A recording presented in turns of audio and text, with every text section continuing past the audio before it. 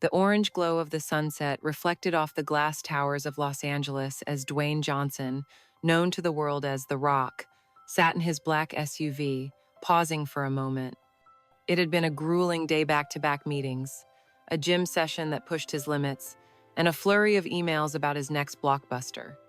His phone buzzed with a message from his manager detailing a new film project, but Dwayne's mind was elsewhere. He craved something simple tonight, a quiet dinner to ground himself. He spotted a small, unassuming diner tucked away on a side street, Mama's Kitchen. It looked like the kind of place where nobody would bother him for a selfie. Perfect. Inside, the diner was a time capsule of Americana. Checkered floors, red vinyl booths, and the faint hum of a jukebox playing Johnny Cash. Dwayne slid into a corner booth, his massive frame barely fitting, and ordered a burger with a side of fries. As he waited, he scrolled through his phone, skimming messages. One caught his eye, a group chat with old high school friends from Bethlehem, Pennsylvania. The words hit him like a punch to the gut. Asterisk.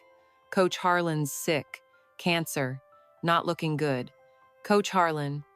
The name alone summoned a flood of memories. Dwayne leaned back, his broad shoulders slumping as his mind drifted to Freedom High School, over 30 years ago.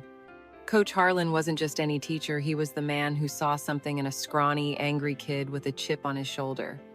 Back then, Dwayne was a teenager struggling to find his place, caught between a tough home life and the pressure to prove himself on the football field. Harlan, the grizzled defensive coach with a voice like gravel and a heart like a lion, had been more than a mentor. He'd been a lifeline. Dwayne remembered the day he'd gotten into a fight at school, his temper flaring after a string of bad grades and a rough argument at home. He'd expected suspension, maybe worse. Instead, Harlan had pulled him aside after practice, sat him down in the empty locker room, and talked. Not yelled, not lectured, talked. "You're bigger than your anger, kid," Harlan had said, his gray eyes steady. "You've got a fire in you, but you gotta learn to aim it." That conversation had changed everything. Harlan didn't just coach football, he coached life.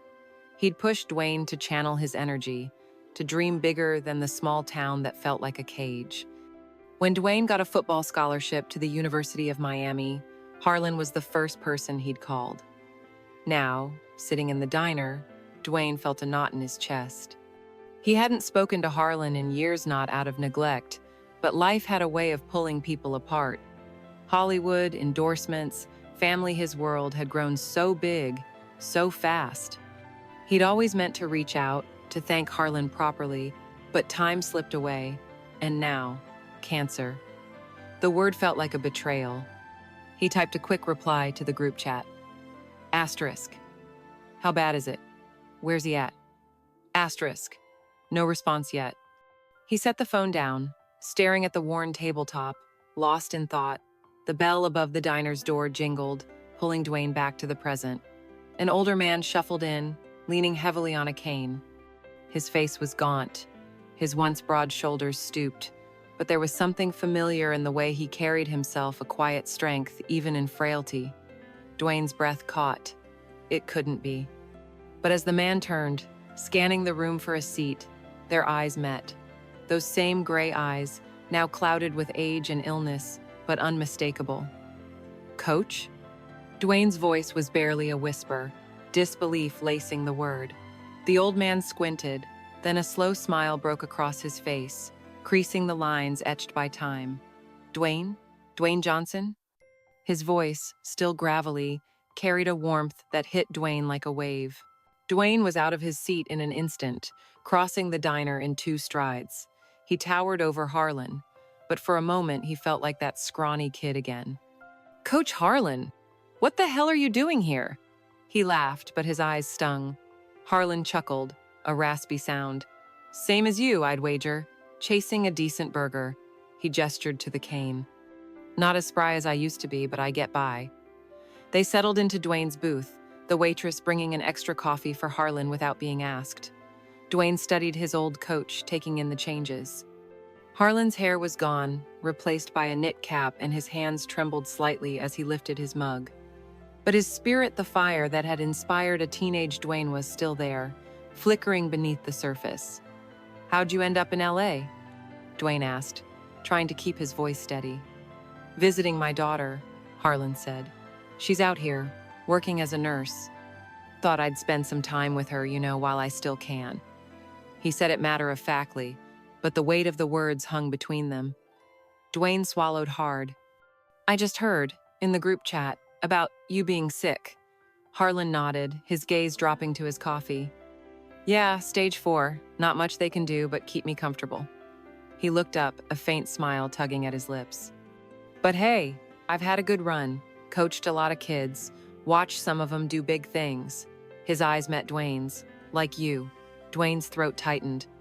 He wanted to say something, anything, but the words caught. Instead, he reached across the table, his massive hand enveloping Harlan's frail one. Coach, you don't know what you did for me. Back then, I was a mess. You saw something in me I didn't see in myself. I wouldn't be here, none of this, he gestured vaguely, encompassing his life, his success, would have happened without you. Harlan shook his head, waving off the praise. Nah, Dwayne, you had it in you. I just gave you a nudge. You were always going to be a force. He paused, his voice softening. I'm proud of you, kid. Always was.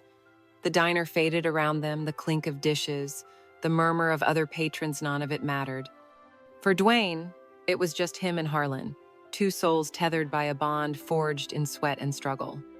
He thought of all the moments Harlan had been there, the extra drills after practice, the rides home when Dwayne's mom couldn't make it, the quiet encouragement before every big game. Harlan had believed in him when no one else did, not even himself. Coach, I should have called, Dwayne said, his voice breaking. I meant to. I wanted to tell you everything. How much you meant. I just got caught up. Harlan's eyes softened. Life does that.